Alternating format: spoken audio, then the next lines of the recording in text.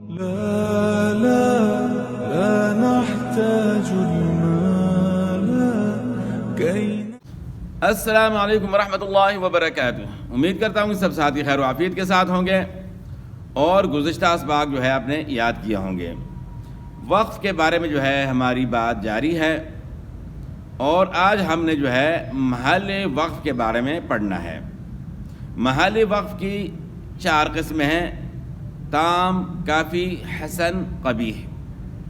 ان 4 کے علاوہ 2 اور صورتیں بھی ہیں: وقف اختیاری اور وقف اضطراری۔ وقف اختیاری جو ہے وہ تو قاری جو ہے وہ جو تلاوت کرنے والا ہے اپنی مرضی سے جو ہے وقف کرتا ہے، اس کو اس لیے اختیاری کہتے ہیں۔ تازہ دم ہونے کے لیے یا علامات جو تجوید کے موافق جو علامات ہیں ان پر جو ہے وہ وقف کرے گا، تو یہ وقف اختیاری ہے، اپنی مرضی سے کرتا ہے۔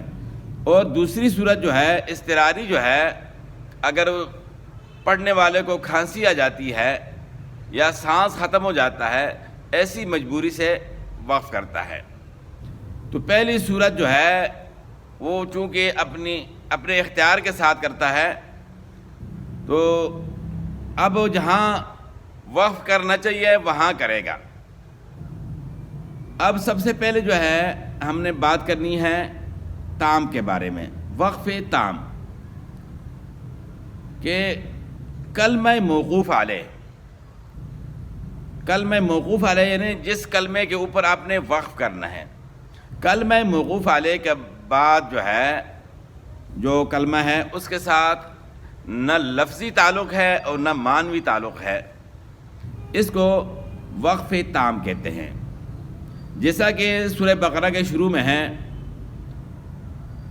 سارا جو ہے مومنین کا بیان جو ہے چل رہا ہے، آخر میں جو ہے اولئک علی ھدی من ربہم واولئک ھم المفلحون۔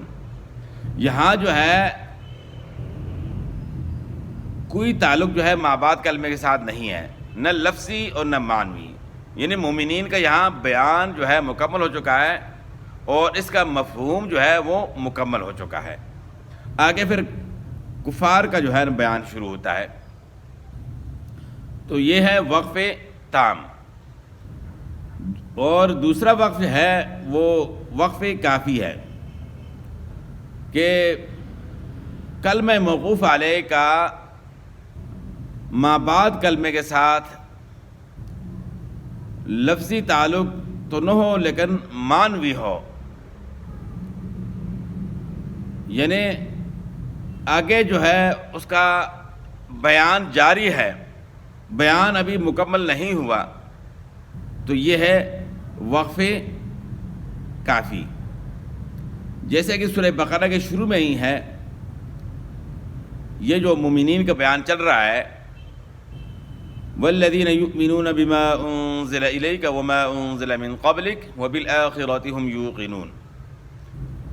تو آگے جو ہے ابھی مومنین کے بارے میں بات ہو رہی ہے، لیکن یہاں جو ہے ابھی لفظی تعلق جو ہے وہ بعد والے کلمے کے ساتھ نہیں ہے، معنوی اگرچہ ہے، تو یہ ہے وقف کافی۔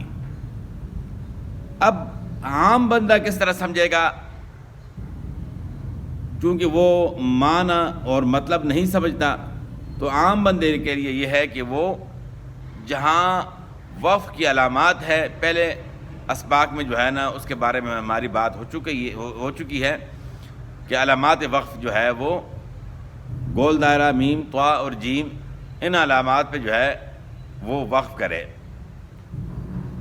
تو یہ علامات جو ہے علماء نے جو ہے ان لوگوں کے لیے لگائی ہیں جو عربی سے واقف نہیں، جو معنی نہیں سمجھتے، تو یہ علامات ان کے لیے ہوتی ہیں۔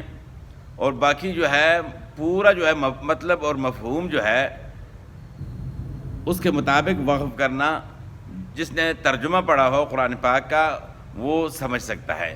تو اس لیے قرآن کریم کو ناظرہ پڑھنے کے بعد ترجمے کے ساتھ سمجھنا بھی ضروری ہے، تاکہ جو ہم قرآن پاک کی صحیح طریقے سے تلاوت کر سکیں اور غلطیوں سے جو ہے بچ سکیں۔ تو اس کے بعد جو ہے ہماری گفتگو انشاءاللہ ہوگی وقف حسن اور وقف قبیح کے بارے میں. تو آج ہماری گفتگو یہاں جو ہے مکمل ہوتی ہے وقف تام اور وقف کافی کے بارے میں. تو مزید انشاءاللہ بات کریں گے اگلی ویڈیو میں. والسلام.